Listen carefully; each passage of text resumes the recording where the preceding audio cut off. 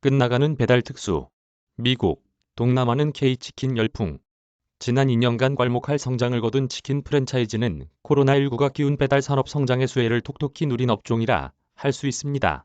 하지만 사회적 거리두기 해제로 배달 수요가 감소하면서 벌써부터 실적 악화에 대한 우려가 나타나고 있는데요. 유통산업부 유호성 기자와 코로나19 이후 변화를 주문받는 치킨 프랜차이즈 산업에 대해 자세한 얘기 나눠보겠습니다. 유 기자, 사회적 거리두기가 전면 해제된 지 3주 정도밖에 지나지 않았는데 벌써부터 배달 수요 감소 조짐이 나타나고 있다고요. 네, 사회적 거리두기가 해제된 것이 지난달 18일이죠. 계산해보니까 오늘이 꼬박 3주째가 되는 날입니다. 홍대나 강남처럼 사람이 많이 모이는 거리를 돌아다니다 보면 이제는 코로나가 완전히 끝났다는 생각이 들 정도로 거리마다 인파가 넘쳐나고 있습니다. 하지만 이런 현상의 반대급부로 배달 수요는 줄어들고 있습니다. 실제로 배달앱 이용자가 얼마나 줄어들고 있는지 분석봤습니다. 오미크론이 확산세가 거셌던 지난 1월과 4월을 비교해보면 4월 배달앱 이용자 수는 무려 10% 가까이 줄었습니다. 3월까지는 이용자 수에 큰 변화가 없다가 거리두기 해제 분위기가 무르익은 4월에 특히 감소폭이 컸습니다. 실제로 치킨 전문점은 10곳 가운데 8곳이 배달앱을 이용하고 있을 만큼 배달 의존도가 높거든요. 전체적인 배달 수요가 감소하고 있으니 치킨집 타격이 클 수밖에 없는 실정입니다. 배달 수요가 줄어들고 있다니 그렇다면 치킨 프랜차이즈들도 영향을 받을 수밖에 없겠네요. 치킨 프랜차이즈들 지난해와 그 전년 실적이 꽤 괜찮지 않았나요? 배달 수요가 줄어들다 보니 치킨 프랜차이즈들이 과거와 같은 성장을 할 수 있을 것인지 대해서도 물음표가 붙고 있습니다. 치킨 프랜차이즈 1, 2, 3위 사업자 모두 코로나19 2년을 지나면서 엄청난 성장을 해왔거든요. 교촌이 33%, BHC가 93%, BBQ가 48% 각각 성장했습니다. 하지만 코로나 특수로 성장해온 만큼 이런 효과를 걷어내고 나면 다시 예전으로 돌아갈 것이란 관측도 나오고 있습니다. 매출 기준 1위 사업자가 교촌인데 코로나19 이전 연평균 8% 정도밖에 성장하지 못했습니다. BBQ도 2년 동안 1% 성장에 그쳤습니다. 배달 음식이 활성화됐다고는 하지만 아무래도 선택권이 좁았잖아요. 밖에서 다양한 음식을 먹을 수 있게 된 만큼 치킨 프랜차이즈 성장에는 제동이 걸릴 수밖에 없는 것이죠. 전문가 이야기 들어보시죠. 배달 수요가 줄었다고 해도 매장 장사가 있으니 어느 정도 상쇄가 가능할 것 같기도 한데 치킨 프랜차이즈에 대한 여론이 나빠지고 있다고요? 치킨값 인상 때문인가요? 치킨 프랜차이즈들이 원재료값 상승을 이유로 지난해부터 서서히 가격을 올렸죠. 사실 원재료값이 올랐다는 치킨 프랜차이즈들 주장이 아주 틀린 말은 아닙니다. 치킨을 튀길 때 사용하는 밀가루나 파뮤 가격이 전체적으로 많이 올랐거든요. 지난 4월 기준 밀가루 1톤당 수입 단가는 $420에 거래되고 있는데 이는 1년 전과 비교하면 41.4% 오른 수치입니다. 파뮤 가격도 지난해 같은 기간과 비교해 2배가량 올랐죠.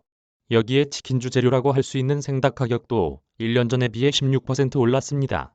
원부 재료값이 오르다 보니 가격 인상할 수밖에 없었던 셈이죠. 하지만 가격 인상폭이 적절했냐를 두고는 논란이 많습니다. 지난해 매출뿐 아니라 영업이익도 나쁘지 않았거든요. BHC는 영업이익률이 27.2%, BBQ는 17%, 교촌은 8% 정도인데 식품업계 평균 영업이익률이 5% 내외인 것을 감안하면 장사를 꽤 잘한 겁니다. 더군다나 가격을 올리면서 가맹점주들로부터 원재료 값을 인상하지 않았습니까? 그러다 보니 프랜차이즈 본사는 손해보는 것 없이 소비자와 가맹점에만 고통을 전가한다는 비판이 나오고 있는 거죠. 배달 수요 감소에 여론까지 나빠지고 있는데 치킨 프랜차이즈들은 이 위기를 어떻게 극복하려 하고 있습니까? 아이러니하게도 치킨 프랜차이즈들은 코로나19의 도움을 또 한 번 받았습니다. 코로나19로 인한 집콕 문화가 전 세계 OTT 시장을 한 단계 점프업 시키면서 한류 콘텐츠들도 덕을 많이 봤거든요. 한류 콘텐츠 확산 덕분에 자연스럽게 K푸드 문화에 대한 관심이 높아졌고 이 가운데 특히 치맥 문화가 주목을 받았습니다. 실제 외국인들이 한국식 치킨을 어떻게 평가하고 있는지 전효성 기자가 준비했습니다. 외국인들이 한국식 치킨을 맛보더니 감탄사를 연발합니다. 말할 시간도 아까워. 그냥 먹자. 단맛이 조금 있네. 너무 맛있다. 실제 외국인들이 먹어보고 싶은 K푸드 순위에서 치킨은 비빔밥과 불고기를 제치고 1위로 꼽히기도 했습니다. 한국식 치킨의 강점은 단연 다양한 소스입니다. 맛있다 정말. 달콤한 바베큐 소스 때문에 동양적이라고 확실히 말할 수 있는데 이게 진짜 존재하는 음식인지 의심이 들 정도야.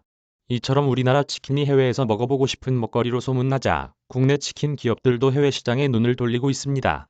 엔데믹 시기 배달 음식 수요가 줄어들 것으로 예상되는 상황에서 해외 시장 개척은 치킨 업체의 또 다른 핵심 전략으로 꼽힙니다. 또 코로나 시기를 거치며 해외에서 배달 문화가 자리 잡은 것은 우리 치킨 기업이 해외로 진출하는 기회가 되기도 했습니다. 하지만 해외 시장 진출이 모두에게 열려 있는 것은 아닙니다. 치킨 업계의 경쟁이 치열한 상황에서 막대한 초기 투자가 필요한 해외 진출은 대형 치킨 프랜차이즈 업체만이 가능한 상황입니다. 실제 대형 치킨 프랜차이즈 업체 사이에서도 해외 진출 규모는 큰 차이가 벌어진 상황입니다. 치킨업계 관계자, 외국에서는 소방법부터 사업자 등록증, 영업신고증, 이런 걸 받는 게 담당 공무원 정해지고 6개월 이상 걸려요.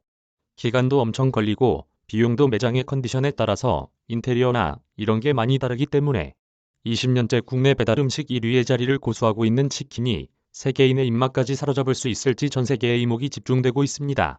한국식 치킨 프랜차이즈가 맥도날드나 KFC처럼 글로벌 회사로 성장할 수 있는 문화적 발판은 마련된 것 같습니다.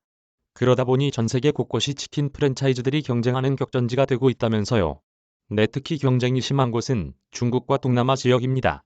교촌치킨은 중국과 동남아 지역에 60개 직영점을 운영하고 있고 BBQ는 말레이시아, 필리핀, 최근 대만 등의 63개 매장이 운영 중에 있습니다. 해외 진출에 소극적이라는 평가를 받는 BHC도 홍콩에만 3곳의 직영점을 운영하고 있으니 인근 국가에서 K치킨 인기가 상당하다는 것을 실감할 수 있고요. 최근에는 북미 지역이 새로운 격전지로 떠오르고 있습니다.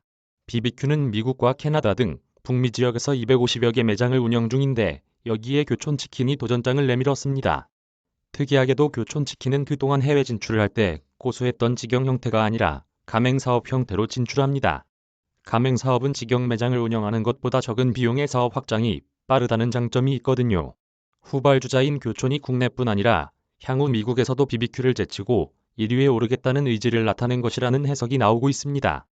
다만 해외 시장에서 경쟁이 심해지다 보면 마케팅이나 판촉 비용이 늘어날 수밖에 없을 텐데요.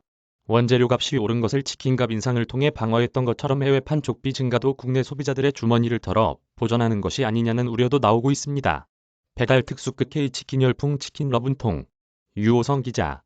전효성 기자 이메일 주소